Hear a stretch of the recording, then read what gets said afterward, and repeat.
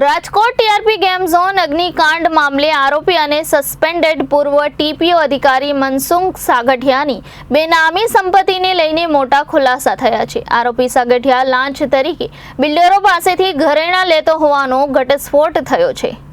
SIT સહિત તપાસ એજન્સીના રિપોર્ટને લઈને અનેક તર્ક વિતર્ક થઈ રહ્યા છે। તપાસ રિપોર્ટમાં કોઈ પોલિટિકલ કનેક્શનનો ઉલ્લેખ ન થતા ભારે ચર્ચા છે। બીજી તરફ રાજકોટ અગ્નિકાંડમાં મૃતક પિતાનો કન્ઝ્યુમર કોર્ટમાં લાખો રૂપિયાનો દાવો કર્યો છે। રાજકોટ ટીઆરપી ગેમ ઝોન અગ્નિકાંડમાં આરોપી પૂર્વ ટીપીઓ અધિકારી મનસુખ સાગઠિયાની બેનામી સંપત્તિને લઈને મોટો ઘટસ્ફોટ થયો છે। પ્રાપ્ત માહિતી મુજબ મનસુખ સાગઠિયા લાંચમાં બિલ્ડરો પાસેથી ઘરેણાં લેતો હતો। રાજકોટના 3 જ્વેલર્સની પૂછપરછમાં આ માહિતી સામે આવી છે। ટીપીઓ સાગઠિયાની ઓફિસમાંથી જપ્ત કરેલા ઘરેણાં પર રાજકોટના નામાંકિત 3 જ્વેલર્સના માર્ક મળી આવતા એસીબીએ પૂછપરછ કરી હતી।